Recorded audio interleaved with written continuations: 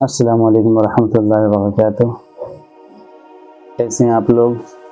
امید ہے کہ خیریت سے ہوں گے۔ کل ہم نے آپ لوگوں کو بتایا تھا کہ جب دائی حلیمہ رضی اللہ تعالی عنہ ہمارے نبی کی پرورش کرتی ہیں، خدمت کرتی ہیں، اور جب نبی کی ماں کے پاس لوٹاتی ہیں علیہ السلام کو، تو جناب عبد المطلب یعنی نبی کے دادا انہیں مالا مال کر دیتے ہیں۔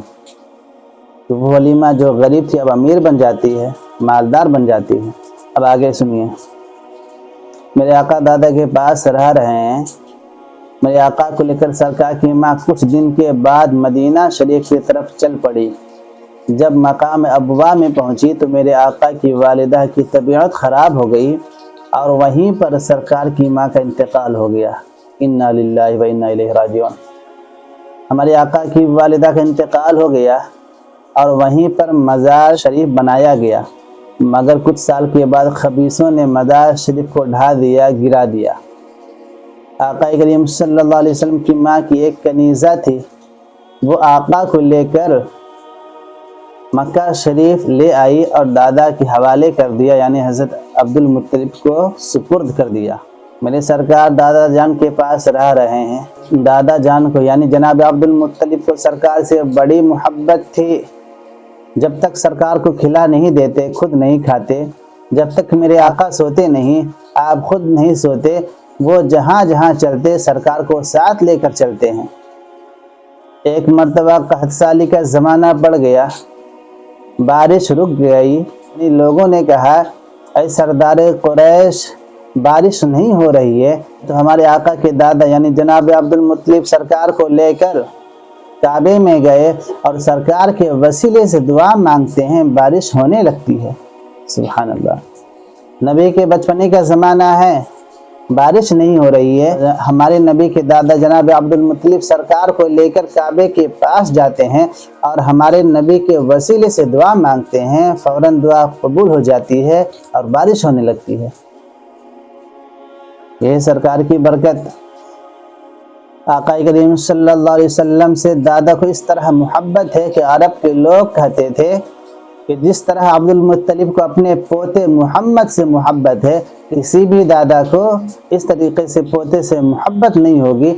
سرکار کی عمر صرف 7 سال ہے۔ ایک ایسا وقت بھی آتا ہے کہ مکہ کے لوگوں میں اور مکہ سے باہر ایک آبادی تھی، ان دونوں میں جھگڑا ہو گیا، تو مکہ شریف کے باہر والے مکہ والوں پر ہمراہ آور ہو گئے۔ جب سارے قافلے وطن کی حفاظت کے لیے نکلے تو آقا کا یہ پہلا موقع تھا کہ وطن کی حفاظت کے لیے نکلے تھے۔ 7 سال کی عمر ہے۔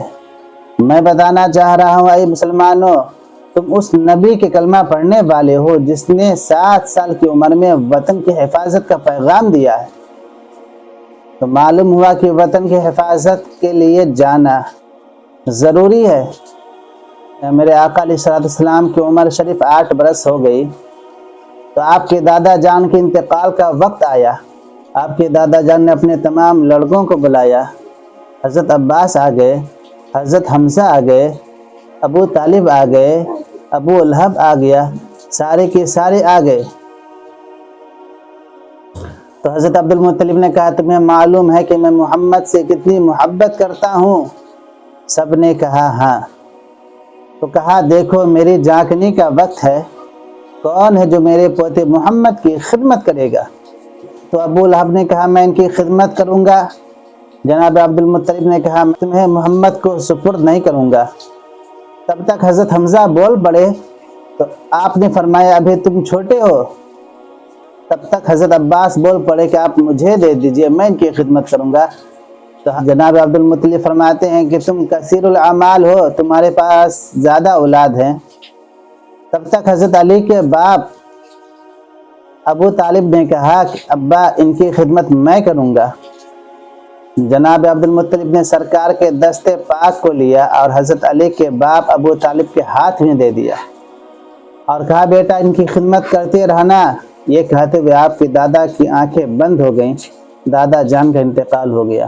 میرے آقا کی نگاہوں سے آنسو بہنے لگتی ہیں، سرکار بہت رو رہے ہیں، اور جنازے کے دفن کرنے کے ساتھ ساتھ سرکار اپنے ہاتھوں سے مٹی ڈال رہے ہیں۔ وہ کیسا وقت رہا ہوگا، ذرا سوچئے کہ میرے آقا اپنے دادا کی قبر انور پہ جا کر جنازے کی نماز ادا کرتے ہیں، مٹی ڈالتے ہیں۔ اب میرے آقا کی خدمت آپ کے چچا جناب ابو طالب کر رہے ہیں۔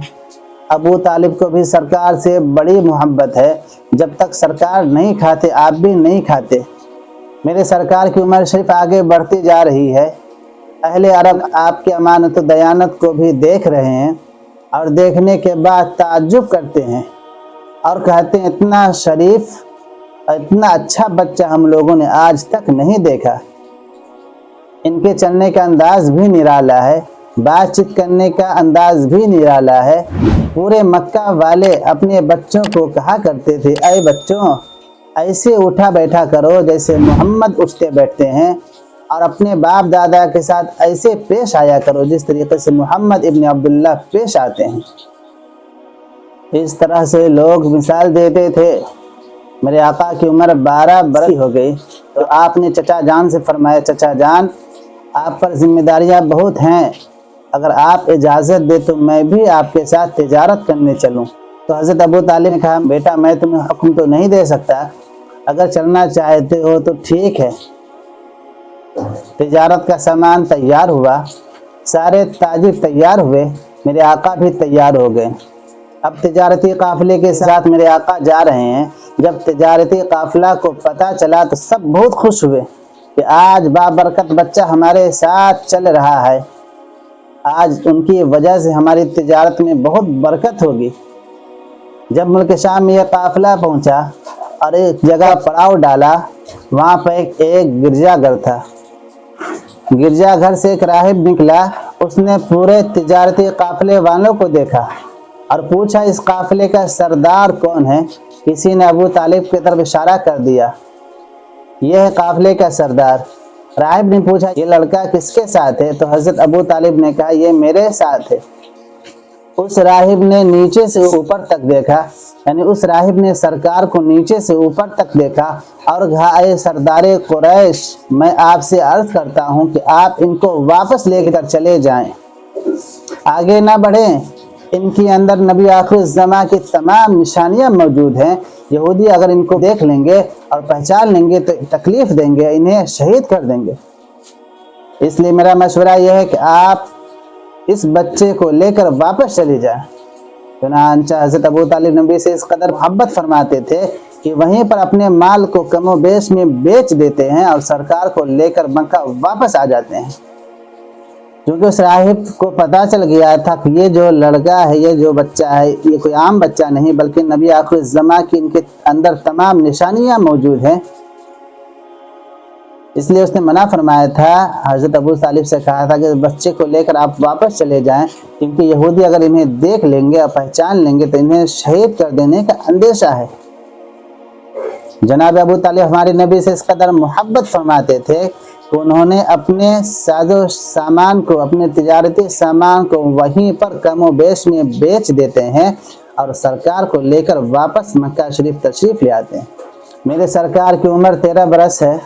اس عمر میں امانت و صداقت کا وہ ماحول بنایا، اس عمر میں امانت و صداقت کا وہ ماحول مکہ میں چھوڑ دیا ہے کہ سارے مکہ کے لوگ آپ کو امین و صادق کہنا شروع کر دیتے ہیں، امین کہنا شروع کر دیتے ہیں، صادق کہنا شروع کر دیتے ہیں۔ مکہ والوں نے دیکھا کہ محمد کے منہ سے کبھی غلط کلام نہیں نکلا، محمد نے کبھی امانت میں خیانت نہیں کیا، اور میرے آقا اتنے رحم دل ہیں کہ ایک روز میرے سرکار مکہ کی گلیوں سے گزر رہے تھے، ایک نوجوان اپنی بیوی کو مار رہا تھا، آقا کی نگاہ پڑی، آقا نے فرمایا خبردار تم عورت کو نہ مارو، وہ تمہاری بیوی ہے، آخر تم بھی انسان ہو وہ بھی انسان ہے۔ اس نوجوان نے کہا کہ اے امین و صادق محمد، آپ آ گئے تو میں اس کو چھوڑ دیتا ہوں، ورنہ سوچا تھا کہ اس کی ہڈی پسلی توڑ ڈالوں گا۔ اس عورت نے دیکھا اور کہا کتنے اچھے نوجوان ہیں، جب ان کو دوسروں کی عورت کے ساتھ اتنی رحم دلی ہے تو اپنی بیوی کے ساتھ کس طریقے سے رہتے ہوں گے، کس طرح سے رحم فرماتے ہوں گے۔ اسی طریقے سے ایک روز میرے سرکار تشریف لے جا رہے تھے کہ ایک مالک اپنے غلام کو مار رہا تھا، سرکار کی نگاہ بڑی، آپ نے فرمایا خبردار غلام کو مت مارو۔ تو تم بھی انسان ہو، یہ بھی انسان ہے۔ تو اس نے کہا کہ محمد آپ آ گئے تو میں نے چھوڑ دیا، ورنہ میں نے سوچا تھا اس کے جسم کی چمڑیاں ادھیڑ لوں گا۔ اس غلام نے ایک آہ لی اور کہا جب ان کا رحم و کرم دوسروں کے غلام کے ساتھ ایسا ہے تو اپنے غلام کے ساتھ کس طریقے سے رحم فرماتے ہوں گے۔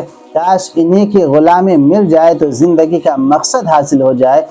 اس کو کیا معلوم کہ غلاموں کی زنجیریں یہی توڑیں گے، آزادیاں یہی دیں گے۔ ہمارے آقا علیہ الصلوۃ والسلام کس طریقے سے غلاموں سے محبت کرتے ہیں، کہ جس طریقے سے ہمارے نبی کریم صلی اللہ علیہ وسلم خاص لوگوں سے محبت فرماتے ہیں، اسی طریقے سے آپ مظلوم عورتوں پر بھی رحم کرتے ہیں، رحم دلی کرتے ہیں، اور غلاموں پر بھی رحم فرماتے ہیں۔ جس طریقے سے ہمارے نبی کریم صلی اللہ علیہ وسلم انسانوں سے محبت کرتے ہیں، اسی طریقے سے جانوروں سے بھی محبت فرماتے ہیں۔ اللہ تبارک و تعالیٰ سے دعا ہے کہ اللہ تبارک و تعالیٰ ہم تمام مسلمانوں کو اپنے نبی پاک صلی اللہ علیہ وسلم سے سچی اور پکی محبت کرنے کی توفیق عطا فرمائے۔ باخر دعوانا ان الحمد للہ رب العالمین۔